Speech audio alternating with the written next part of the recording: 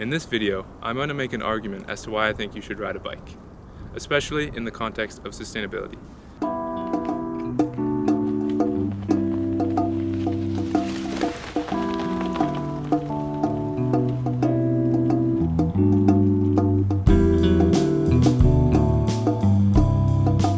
The UN defines sustainability as meeting the needs of the present without compromising the ability of future generations to meet their own needs.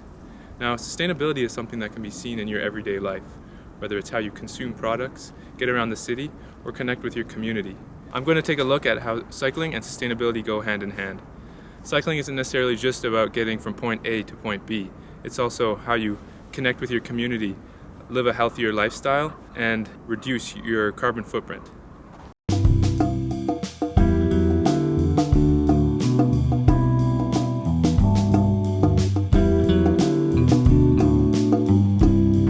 First, let's talk about cycling as a sustainable mode of transportation. Now, cycling is essentially a zero emissions way to get around the city. By switching from a car to a bike, you're significantly reducing your carbon footprint.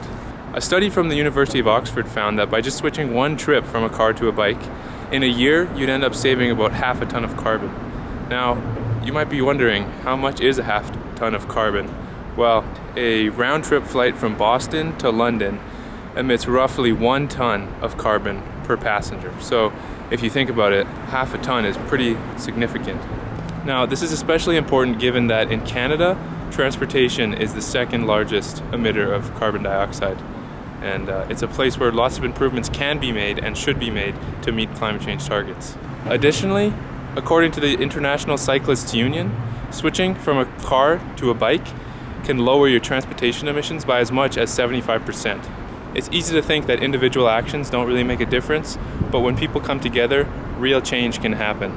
Riding a bike is a simple yet effective way to contribute to a sustainable future and reduce your individual carbon footprint.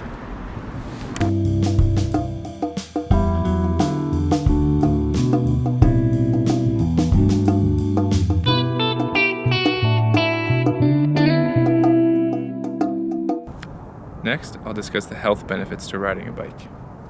In the book Cycling Futures, the author states that in many developed nations, people are dealing with a health crisis related to chronic illness such as diabetes and obesity. The author argues that if more people took up cycling, whether for commuting or a leisure activity, these chronic health issues would be less prevalent in society. Furthermore, he explains that physical health is closely linked to mental health, and that driving to and from work as a commute can actually have a detrimental effect on your mental health. Personally, I don't want to be stuck in traffic every day on my way home from work.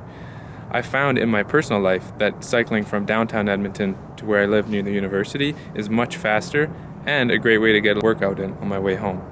Now, active transportation such as cycling provides an easy way for people to meet their physical activity goals within the framework of their daily routine. Cycling for transportation is an excellent form of exercise, and a recent systematic review of randomized controlled trials has shown that switching to active commuting can significantly increase physical levels and physical fitness. This effect is also seen in children. One study found that commuting a distance of 3 kilometers by bicycle was enough to lead to a statistically significant improvement in physical fitness. Further studies have shown that people that commute to work on a bike show lower signs of depression, while others have an overall increase in emotional well-being and happiness.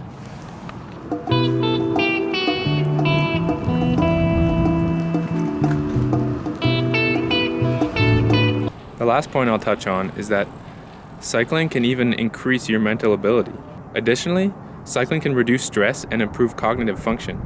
A study by the University of East Anglia found that people who commute by bike report feeling less stressed and more capable of handling daily tasks.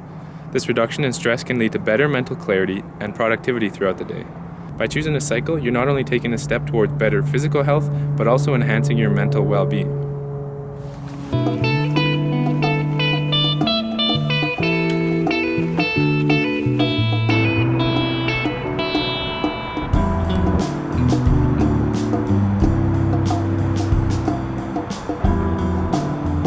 Next, cycling also has substantial social benefits. Owning a car, paying for insurance and gas is really expensive. The average household in Canada spends a large proportion of its income on vehicles. Switching up to a bicycle can significantly reduce costs. whereas you pretty much only have maintenance, and plus bikes are just way cheaper than cars in general. Cycling can enhance social interactions and community engagement. When you're on a bike, you're more likely to interact with your surroundings and the people in your neighborhood. This can lead to stronger community bonds and a sense of belonging in your area. Shared cycling paths and bike-friendly infrastructure all encourage people to get outdoors and get moving, and to really foster that sense of community. In addition to these social and monetary benefits, cycling also supports sustainability by reducing traffic congestion and the need for extensive road infrastructure. Fewer cars on the road means less wear and tear on public infrastructure, resulting in lower maintenance costs for municipalities. This not only helps the environment, but also saves taxpayers in the long run. Furthermore, businesses can benefit from increased foot traffic and cycle traffic. Studies have shown that cyclists are more likely to stop at local shops and cafes, boosting the local economy. In cities with well-developed cycling infrastructure, businesses near bike lanes often see higher sales and increased customer satisfaction. By choosing to cycle, you're not only living a healthier lifestyle, saving money, but contributing to a more sustainable society.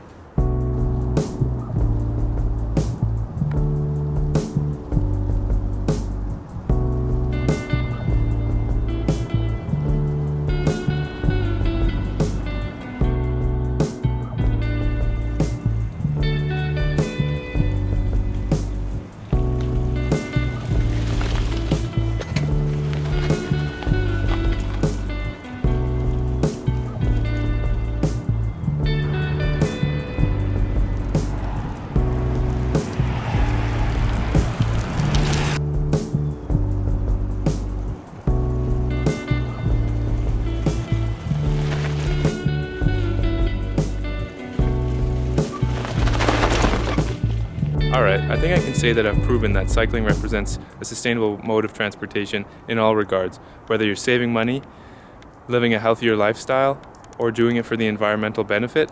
It's a great way to get around your city.